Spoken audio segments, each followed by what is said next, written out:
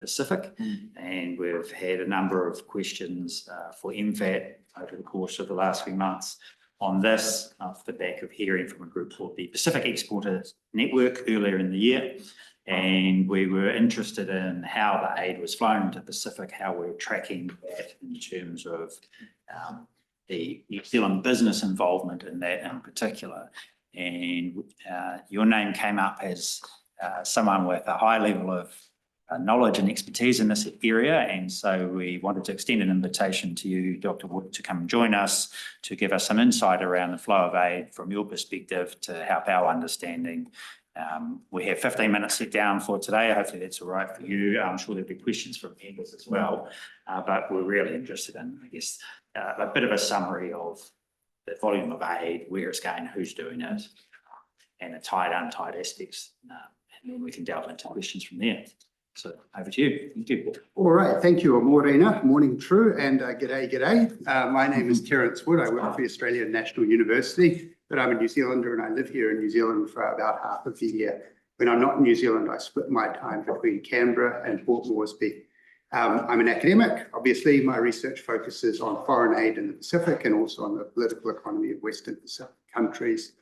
So I'm going to speak to you in my academic capacity today, but also, unfortunately, at one point in this talk, I'm going to lapse into my alternate persona, which is disgruntled taxpayer of Kilbirnie. So only for half the year, though. Yes, yeah. The other half of the year, I'm quite a happy gentleman, actually. So we might be able to skip forward a few slides in the name of expediency. The most important thing I want to tell you, though, is although New Zealand is a small donor globally, we focus a large amount of our aid on the Pacific. And compared to other regions globally, the Pacific is the one part of the world where Pacific countries, the aid inflows are very large compared to the size of most Pacific countries' economies. Or in other words, New Zealand is one of the largest donors in the Pacific, and the Pacific is one of the regions globally where aid really matters a lot. So we deliver our aid well in the Pacific. We can do a lot to help the countries of the Pacific. But if we get it wrong, best case scenario will be squandering our aid. Worst case scenario will actually be harming the countries who we claim to be friends with in the region. And on that subject, on the subject of getting things wrong, I'm now going to explain to you why tying aid would be a bad thing. Do you all understand what I say when I'm using the term tying aid? Yeah. Right. So I see you received the submission from the Pacific Exporters Network, and the speaker was suggesting that 30% of New Zealand aid should be tied to private sector companies that work in the Pacific. And there are a number of reasons why tying our aid to the Pacific would be a bad idea.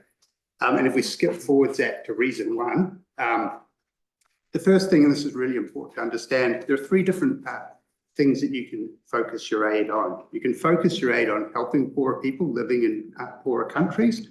You can focus your aid on advancing your geostrategic interests, and you could focus your aid on helping subsidize your own private sector companies. And giving aid's complex, it's really not that easy. So it turns out that you typically can only focus your aid on one of these three things. At least if you want your aid to achieve one of these objectives, it's very hard to do that meet that objective successfully if you try and do more than one thing at once. It's really a question of finding the right horse for the right course when you give your foreign aid. And so to give you a tangible example, there are some things where you would really want an NGO to deliver the aid that we were giving. So if we were trying to tackle something such as malaria in Papua New Guinea, you'd want a non-governmental organisation that was well-versed in how to address issues associated with malaria. You wouldn't want a private sector company from New Zealand. They wouldn't do the job well, obviously. And on top of that, if you compelled MFAT to give that contract to a private sector company, you probably wouldn't receive good value for money. So it's hard to give aid effectively. And my advice to you is that when you're trying to decide what you want to do with your aid, you should really focus on delivering aid through the right horse for the right course when you're making your choices. And speaking about trying to get the right horse for the right course, reason two, well, if you ask New Zealanders what they would like their aid focused on, which we've done once in a public opinion survey, you'll find that the vast majority of New Zealanders say that they don't want their aid focused on advancing New Zealand's geostrategic interests or assisting New Zealand's businesses. They want their aid focused on helping poorer people in poorer countries. And that would seem quite significant because these are the taxpayers who fund our government aid program. So that's another reason why tying aid would be a bad thing to do. The third reason, and I saw this was in MFAT's written response to some of your questions, and is that tying aid violates international norms and it violates international agreements that we've been party to as a country. And that's the sort of thing that if we were to tie a large share of our aid, 30% of our aid was a suggestion that I think was provided by the Pacific Exporters Network, that's the sort of thing that would make us look bad internationally. Now, if you're a large country such as the United States or China, it's pretty easy to get away with looking bad internationally. But if you're a smaller country like New Zealand, you tend to live or die by your international reputation. And certainly when it comes to our aid in the Pacific, well, there's one country in particular who our international reputation matters a lot to, and that is, of course, Australia. Australia is by far and away the largest aid donor in the Pacific. They're also our most important strategic partner, and they tie next to none of the aid they give to the Pacific. And if they were to notice that all of a sudden we were tying a large share, say 30% of the aid that we were to give to the region, they wouldn't be happy. They view us as an important partner. And if we were to tie a large share of our aid to a region where they would give most of their aid in an untied manner, they would start to think of us as a free rider, someone who is shirking our obligations to either advance our shared geostrategic interests in the region or to help promote development objectives in the region. So it would make us look bad in the eyes of a country that matters a lot to us. The next reason why we wouldn't want to tie our aid, or why it'd be a bad idea to tie our aid to specifically mandate that a large share of our aid in the Pacific was given via private sector organisations in New Zealand, is that private sector organisations in New Zealand are already very effective at winning contracts for New Zealand's foreign aid to the Pacific that is delivered by private sector organisations. So currently about 10% of New Zealand's aid to the Pacific goes through the private sector. That's actually a larger share of our aid than we route through NGOs. So about 10% of our aid to the Pacific goes through the private sector. And of that aid, New Zealand private sector firms already win 70% of the contracts, or nearly 70% of the contracts. So they win the lion's share of the contracts for private sector aid going through the Pacific. They do so because they have a pretty significant home court advantage. They are getting a good chunk of our aid to the region without us having to stipulate that this aid needs to flow through them in an uncompetitive manner. And then the next reason why giving aid or tying aid to the Pacific would be a bad idea is sort of set up in response to one reason why it might be a good idea. So one reason why tying our aid to the Pacific might be a good idea is one might contend that tying our aid to the region would be a good way of helping New Zealand businesses and doing so in a manner that promoted broad-based economic growth in New Zealand. Unfortunately, that rationale is mistaken too. So if we were to slip forward a little bit, Zach, to the bar chart, although you can probably all see it in front of you on your slides, if you want to grow our economy by engaging in industrial policies that help our own domestic industries, what you really want to do is assist them in exporting to large global markets. And this chart is a bar chart. The height of each bar on the chart reflects the GDP of the country in question. Each bar is a country. The countries over that side of the chart are countries with very large economies. China, United States, European countries, Australia. And those are the countries where you want your exporters to be focusing their attention. If we are successful in those economies, we will succeed in growing our own economy. At the other end of the chart, you'll see a bunch of countries with very small economies. They just aren't significant markets. Even if we are successful exporters to those countries, we're going to do next to nothing to help our own economy. What side of the chart are the Pacific countries on? Well, they're all over there. Their countries are labelled, and as you can see, they're on the wrong side of the chart. So if we were to mandate that a certain share of our aid to the Pacific had to be flowed through New Zealand private sector companies, we'd be doing next to nothing to help grow our economy. All we would be doing is subsidising a small subset of our private sector companies. All we'd be doing is subsidising vested interests in New Zealand. And that's not how it's meant to work here in New Zealand. We have a market economy, and next slide, Zach, because this is an important one. It's where I'm going to slip into my alternate persona, which is disgruntled taxpayer from Kilburnie. Right, in this current economic downturn, I have friends who run small businesses and who are tradespeople, and they're suffering right now. They're not finding it easy. And no one's talking about subsidising them. No one's talking about propping up their businesses. They are set to sink or swim by the state of our economy. If we were to tie our aid to the Pacific, we would be propping up or would be assisting the performance of a small number of companies and doing so in a way that we don't do so for most private sector organisations in New Zealand. What's more, we'd be assisting a small number of companies, often large engineering firms, that will survive the current recession just fine. That isn't necessarily going to be the case for my friends who run small businesses. So why should I, as a New Zealand taxpayer, be subsidising a small group of organisations whilst at the same time seeing my own friends' businesses suffer and their own economic fortunes suffer as a result? Then the final reason why tying aid to the Pacific would be a bad idea runs as follows. So along with most of my fellow New Zealand taxpayers, I support first and foremost focusing our aid on helping people, poorer people in poorer countries. However, you will find people in New Zealand's foreign policy establishment, people in MFAT, for example, who think we should devote our aid on some other, advancing another reason. And that reason is they would like to use our aid geostrategically to advance our geostrategic interests, and in particular in the Pacific, to help chase China out of the region. Now, I don't agree with my friends at MFAT about this, and if you want, we could bring me and MFAT in together one day to have a debate about it. The main point I want to make today, though, is that if you tie New Zealand aid to New Zealand firms, you will undermine your ability to advance our geostrategic interests in the region. And the reason why you'll do this is because it becomes pretty obvious to Pacific politicians and also people in Pacific countries when you're using your aid to try and advance your own economic interests. And a really good example of a country which has done this terribly is in fact China itself. So when China has given aid to many Pacific countries, it has tied that aid to its own state-owned enterprises. And it is often involved itself in large infrastructure projects. And in the Western Pacific countries that I know best, what that has led to has been Chinese state-owned enterprises going into those countries, building large infrastructure projects. And when they've done this, the labour working on those projects has been Chinese nationals.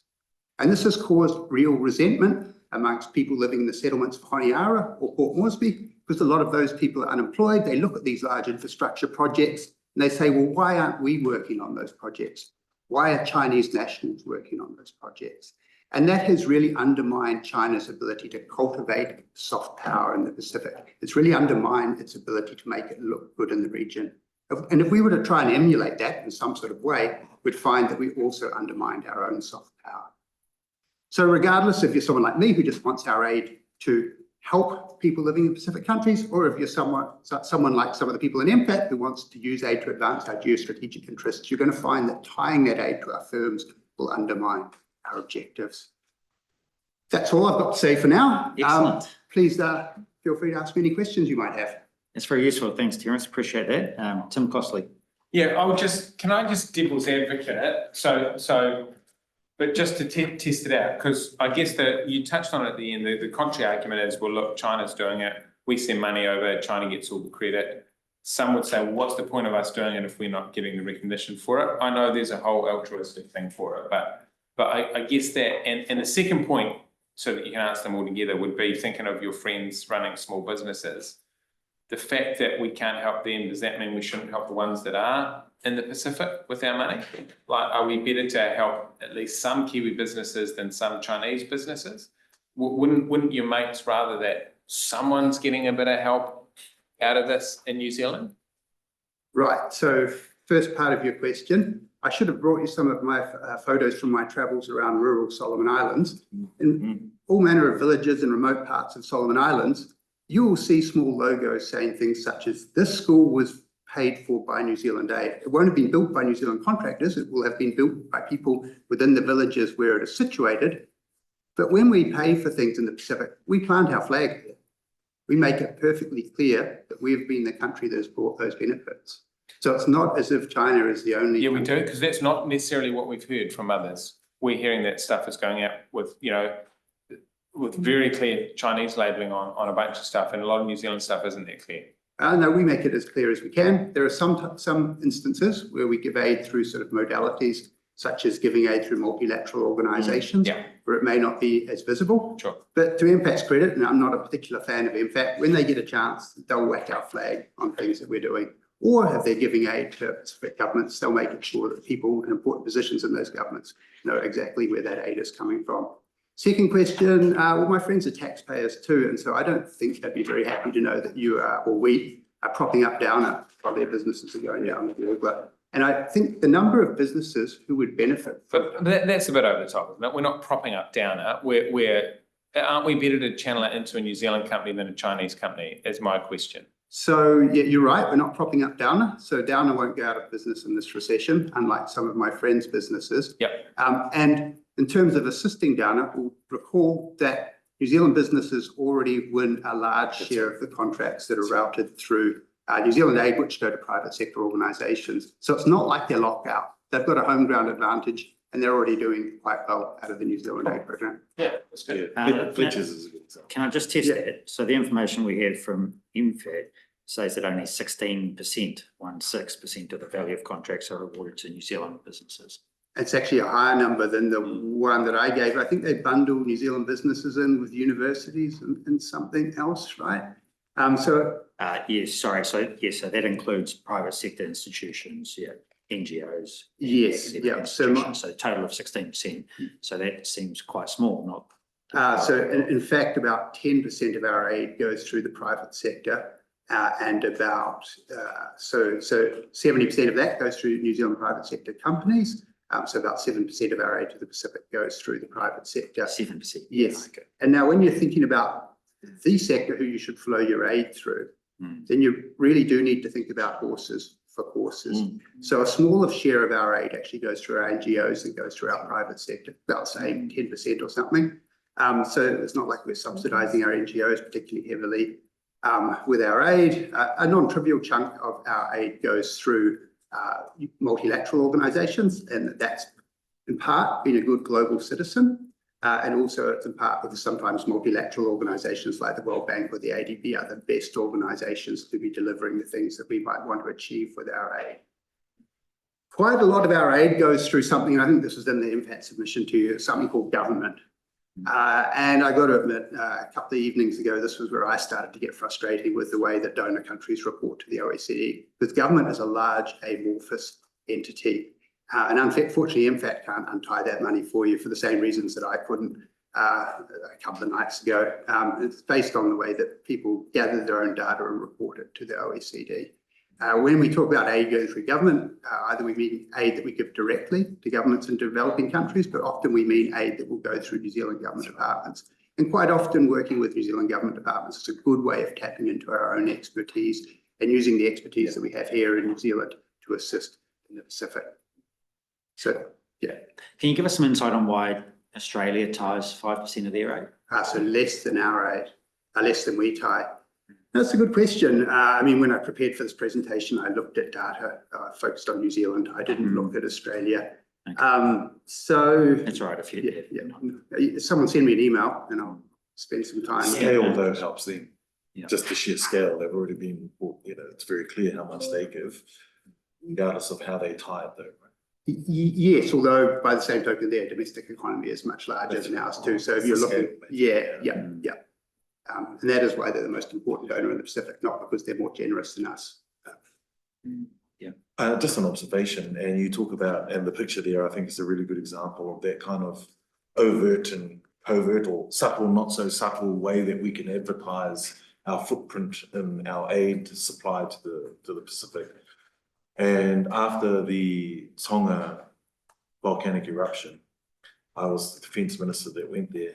I went into the hangar or the shed.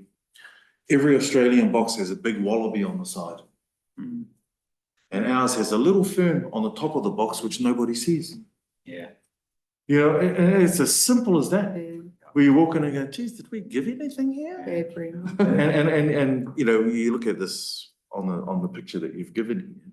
I think we can do things better to help our people better understand exactly what it is we're giving. And the people over there, as we know, tell their whānau back here in New Zealand, whether or not New Zealand was there to help. Yeah, and I accept your graph around, 70% ones will just see the focus on poverty, but we could still address that if we had a Kiwi stamped on the side of the box in that example, instead of a fern on the top. Same if, you go to Honiara, beautiful piece of road coming in, no idea that the Kiwis built that. Yeah. So some areas maybe we are labelling it well and branding it well, but there's plenty where we're not either. And in which case, have a chat to MFAT.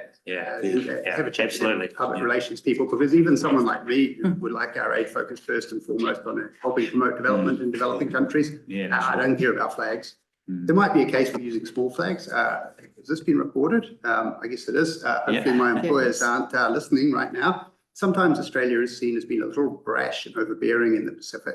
So sometimes a degree of subtlety is probably actually better when it comes to advanced. It's a balance. Can we maybe delete what I said? Remove that from the record? Excellent. All right, look, we'll wrap it up there. You know, you're That's Phil fine. Bernie in this discussion. Yeah. Really appreciate your time this morning, Dr. Wood. Really helpful. Yeah, very interesting insights. Appreciate that effort you've put into the spreadsheet and the information you've provided there. I'm sure, if you're open to it, there may be further questions via email if that's okay. Yeah, please feel free to send me some questions. I can dig out more data to the extent that it's available to me. Also, given that I work so much on the Pacific and also on foreign aid, if you ever have an interest in getting me in to talk about development issues in the Pacific or about aid more broadly, just get in touch. Wonderful. All right. Thank you. Thanks for coming in today. Appreciate it.